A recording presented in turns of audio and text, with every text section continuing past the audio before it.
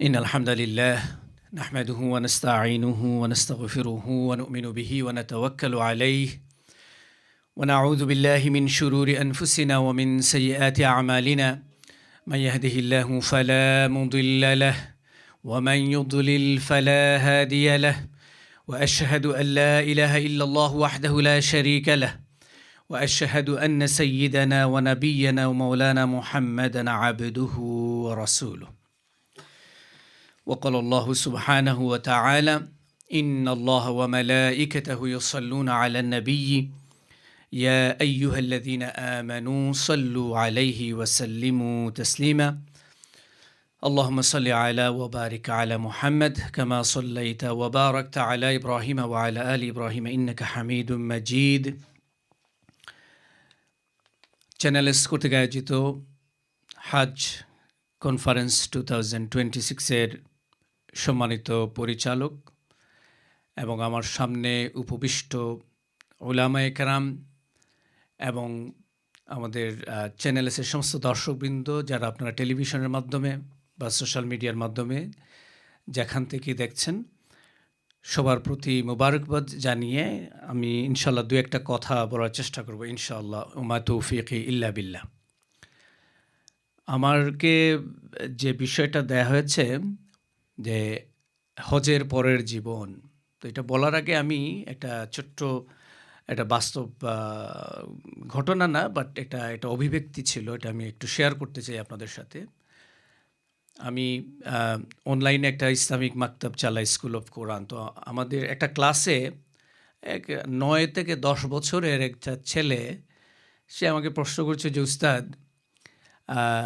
আমি হজ করতে চাই, আমার জন্য দোয়া করবেন। তো আমি বললাম আলহামদুলিল্লাহ। তো সে পরে বলছে যে আমার জন্য দোয়া করবেন, আমি যেন কমপক্ষে তার 4 থেকে 5 বার হজ করতে পারি। তো আমি বললাম যে কেন, তোমার মনের মধ্যে 4 থেকে 5 বার কেন হজ করবা? তো সে বলল যে আমার দাদা এই বৎসর নিয়ে তিনি 4 নম্বর বার হজে যাবেন। তো শুনে আসলে আমার খুবই ভালো লেগেছে যে আলহামদুলিল্লাহ যে আমাদের সন্তানেরা তারা তাদের রোল মডেল খুঁজে পেয়েছে, তাদের বাবাদেরকে, তাদের দাদাদেরকে। তো আমাকে যখন আমাদের অনুষ্ঠানের পরিচালক, আমাদের সবার পরিচিত শেখ আবু সঈদ আনসারী বললেন যে আমাকে হজের পরের জীবন সম্বন্ধে আলোচনা করতে, তখন আমার এই কথাটা এই জন্যই মনে পড়ল যে আল্লাহ রসুল সাল্লাল্লাহু আলাইহি সাল্লাম তিনি যখন হজ করলেন, হজের পরে রাফলি 80 থেকে 90 দিন এইরকম তিনি কিন্তু দুনিয়াতে তিনি বেঁচে ছিলেন, তারপরেই তিনি ইন্তেকাল করেন। তো আল্লাহ রসুল সাল্লাল্লাহু আলাইহি সাল্লামের উপর আমরা জানি নবম হিজরিতে যখন হজ ফরজ হয়, সাথে সাথে আল্লাহ রসুল ওই বছর করেন নাই, পরবর্তী বছর তিনি আদায় করেছিলেন। তো এরপরে কিন্তু রসুল সাল্লাম আর কিন্তু হজ করার সুযোগই পান নাই। অথচ আমরা কত সৌভাগ্যবান যে আলহামদুলিল্লাহ আমরা হজ করার পরে আরও অনেক সময় পাই এবং আলহামদুলিল্লাহ হজের আলোকে আমাদের নিজেদের জীবনকে আমরা গুছাতে পারি, হজের যে স্পিরিট যেটা আছে সেটা আমাদের জীবনে ধারণ করতে পারি। তো সেই হিসাবে সবাই আমরা সৌভাগ্যবান। আল্লাহ রাব্বুল আলামিন, আমি দোয়া করি সর্বপ্রথম আল্লাহর কাছে যারা আমরা হজ করেছি আল্লাহ যেন আমাদের হজকে কবুল করেন, আমিন। আমাদেরকে যেন হজ্জে মাবরুর আল্লাহ রাব্বুল আলামিন নসিব করেন। যারা এখনও আমরা হজে যেতে পারি নাই, হজ ফরজ হয়ে গেছে, আমার রিকোয়েস্ট থাকবে আমরা যেন অচিরেই ইনশাআল্লাহ হজের জন্য আমরা ব্যবস্থা করে নিই। আল্লাহ রাব্বুল আলামিন কোরআনে কারিমের মধ্যে কিন্তু ইরশাদ করতেন সূরা আল বাকারাতে যে ওয়াতাজাওয়াদু ফাইন্না খায়রাজ যাদিত তাকওয়া। হজ ইসলামের অন্যতম একটা গুরুত্বপূর্ণ রুকন এবং যেই রুকন ছাড়া আমাদের ইসলাম বা আমাদের ঈমানটা কমপ্লিট হয় না। সুতরাং আল্লাহ রাব্বুল আলামিন বলেছেন যে মানিস্তাতা ইলাইহি সাবিলা, যাদের সক্ষমতা আছে তারা যেন অবশ্যই তারা হজ করে নেয়। হজ করা ছাড়া যদি কেউ মৃত্যুবরণ করে, রাসূল করিম সাল্লাল্লাহু আলাইহি সাল্লাম আফসোস করে বলেছেন যে আমি জানি না তারা কোন অবস্থায় তারা মৃত্যুবরণ করলো, ইহুদি হয়ে মৃত্যুবরণ করলো না নাসারা হয়ে মৃত্যুবরণ করলো। তো আমরা চাই না যে কেউই আমরা রাসূল সাল্লাল্লাহু আলাইহি সাল্লামের যে এই একটা কঠিন এটা আমাদের জন্য নিষেধ দিয়েছেন এবং আমাদেরকে বারণ করেছেন, সতর্কীকরণ করেছেন, সেটা যেন আমরা বেঁচে থাকি। সর্বপ্রথম হজের পরবর্তী সময়টাতে কি করার, এটার আগে বোঝা দরকার যে আমরা হজের মধ্যে আসলে কি অ্যাচিভটা করেছি।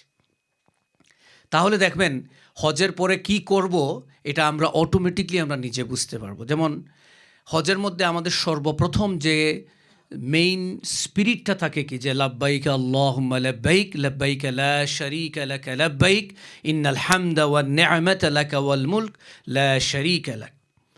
মানে একমাত্র আমরা আল্লাহ রব্বুল আলামিনের উদ্দেশ্যেই আমরা চলে যাই।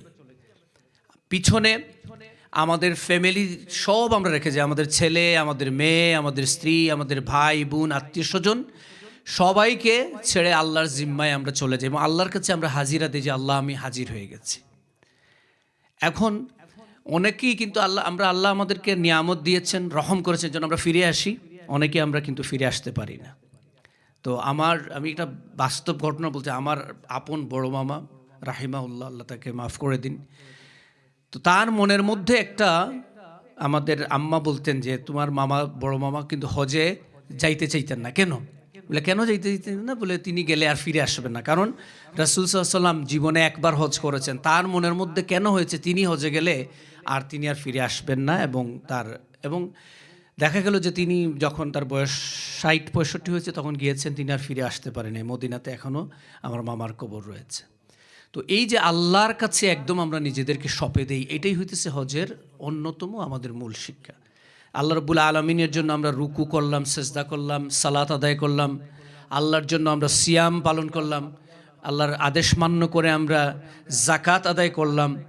মোটামুটি মৌলিক যে ইবাদতগুলো সেগুলো কমপ্লিট করার ফলে আল্লাহ রাব্বুল আলামিন আমাদেরকে বলেন যে বান্দা তুমি আমার উপর ঈমান এনেছো, তুমি রোজা রেখেছো, তুমি জাকাত দান করেছো, আমি সন্তুষ্ট হয়েছি। এখন আমি তোমাকে ইনভাইট করছি, আসো আমার ঘরে এবং আমি তোমাকে মেহমানদারি করবো, এবং আমরাও সেই হিসাবে কিন্তু আমরা হাজির হই। তো সেটি হচ্ছে গিয়ে আমাদের হজের অন্যতম মূল স্পিরিট এবং পাওনা, যে আমরা আল্লাহ রব্বুল আলমিনের কাছে আমরা আমাদেরকে সঁপে দিতে পারি। এবং এটাকে আমাদের উলামা এবং স্কলাররা ব্যাখ্যা করেছেন, এটাই হচ্ছে সে তাকওয়া। তো এই জন্য সর্বপ্রথম আমরা হজ থেকে ফিরে আসার পরে আমাদের মূল এবং একমাত্র আমাদের উদ্দেশ্যটা থাকবে যেন আমরা তাকওয়া বান হতে পারি এবং তাকওয়ার উপরেই থাকতে পারি। কারণ তাকওয়া হচ্ছে এমন একটি বিষয় যেটা শুধুমাত্র আপনার কোরআন তিলাওয়াতের মাধ্যমে, শুধু নামাজের মাধ্যমে, শুধু রোজার মাধ্যমে, অথবা শুধু হজের মাধ্যমে, অথবা শুধু একটা দুইটা ভালো কাজের মাধ্যমে কিন্তু আদায় হয় না। সব ভালো কাজগুলো মিলে, সব আমলে সালেহগুলো মিলেই কিন্তু আমরা তাকওয়া অর্জন করতে পারি। তো ইনশাআল্লাহ আমরা যারা হজ করে ফেলেছি অথবা যারা আমরা হজে যাব, ইনশাআল্লাহ আমরা এই বিষয়টা যদি আমরা মাথায় রাখি যে আমি আল্লাহর জন্য সব কিছু করেছি, আল্লাহর জন্য নামাজ পড়েছি, রোজা রেখেছি, জাকাত দিয়েছি, আর আল্লাহর জন্য হজ করলাম, যেভাবে আল্লাহ রাব্বুল আলামিন আমাদেরকে বললেন বিসমিল্লাহির রহমানির রহিম, কুল ইন্না সলাতি ওয়া নুসুকি ওয়া মাহইয়ায়া ওয়া মামাতি লিল্লাহি রাব্বিল আলামিন। আমি আশা করব ইনশাআল্লাহ হজের পরবর্তী জীবনের এই তাকওয়ার উপরেই যদি আমরা চলতে পারি, তাহলে আমাদের জীবনের বাকি সব বিষয়গুলো আস্তে আস্তে আস্তে আস্তে আল্লাহ রাব্বুল আলামিনের আদেশ অনুযায়ী আমাদের হয়ে যাবে। আমি আশা করব ইনশাআল্লাহ আল্লাহ রাব্বুল আলামিন হজ থেকে ফিরে আসার পরে আমাদেরকে যেন তাকওয়াবান হওয়ার তৌফিক দান করেন। এই আশাবাদ ব্যক্ত রেখে আমার সংক্ষিপ্ত কথা এখানে শেষ করছি। ওয়া আখিরু দাওয়ানা আলহামদুলিল্লাহি রাব্বিল আলামিন। আসসালামু আলাইকুম ওয়া রাহমাতুল্লাহ।